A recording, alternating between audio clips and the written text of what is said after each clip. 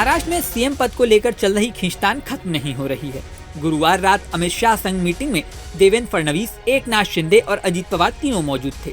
इस मीटिंग में सीएम पद पर फैसला होना था, लेकिन बात नहीं बन सकी।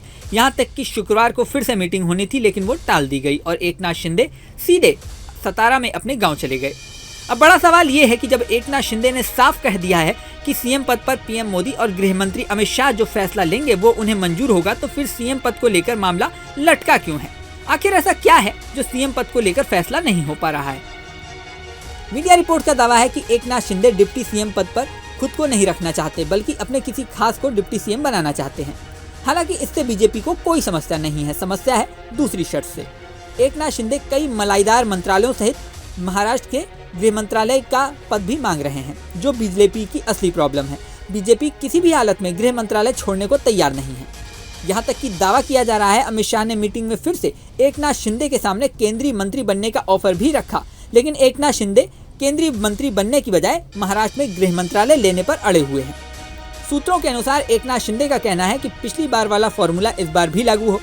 महाराष्ट्र में पिछली बार डिप्टी सीएम और गृह मंत्रालय दोनों ही चीजें बीजेपी के पास थीं और सीएम पद पर शिवसेना शिंदे गुट के एकनाथ शिंदे विराजमान थे। इस बार एकनाथ शिंदे का कहना है कि अगर सीएम पद नहीं दे रहे तो पिछली बार वाला फॉर्मूला फिर से लागू होना चाहिए। मीटिंग में इस पर बात नहीं बन सकी तो एकनाथ शिंदे सीधे दिल्ली से वापस आकर सतारा अपने गांव चले गए। मीटिंग को लेकर यह भी दावा किया जा रहा है कि बीजेपी ने शिंदे के सामने एक बार फिर डिप्टी सीएम बनने की चर्चा की। उन्हें यह भी बताया गया कि डिप्टी सीएम का पद लेने से महायुति की एकता का संदेश जाएगा। उन्हें फडणवीस के साथ अन्य दिग्गज नेताओं के बारे में बताया गया, जिन्होंने बड़े पद पर रहने के बावजूद दूसरी जिम्मेदारियां लीं। इन दलीलों से शिंदे नहीं माने। अब शिवसेना नेताओं ने नई दलील दी है। शिवसेना के नेताओं का कहना है कि देवेंद्र फडणवीस जाति से ब्राह्मण हैं। उनके नीचे दो मराठा अजित पवार और एकनाथ शिंदे को डिप्टी सीएम पर रखना राजनीतिक भूल हो सकती है। मराठा वोटरों को ये रास नहीं आएगा। शिवसेना नेता संजय सिरसाट ने कहा कभी डिप्टी सीएम का पद स्वीकार नहीं करेंगे। इस तरह ये साफ दिखाई दे रहा है कि महाराष्ट्र में महायुति की बैठक में भी आखिर ये फैसला नहीं हो सका कि सीएम पद और डिप्टी सीएम पद का बंटवारा किस तरह होगा।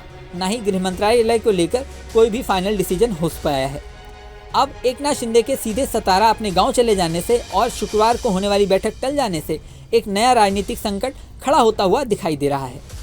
हालांकि दावा ये भी किया जा रहा है कि बीजेपी और अजित पवार एक साथ मिलकर सरकार बना सकते हैं, लेकिन ये राजनीतिक तौर पर बीजेपी के लिए एक भूल साबित हो सकती है। भविष्य को दृष्टि में रखते हुए बीजेपी किसी भी तरह से एकनाथ शिंदे का साथ नहीं छोड़ना चाहती। अब एकनाथ शिंदे को कैसे मनाया जाता है, सीएम पद पर फैसला कब होता है और कैसे होता है, डिप्टी सीएम और गृह मंत्रालय किसके पास जाते हैं, इन सब सवालों के जवाब समय देगा।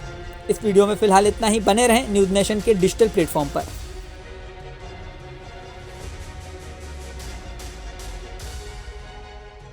न्यूज नेशन अब व्हाट्सएप पर खबरों की ताजा अपडेट के लिए न्यूज नेशन के इस क्यूआर कोड को स्कैन करें।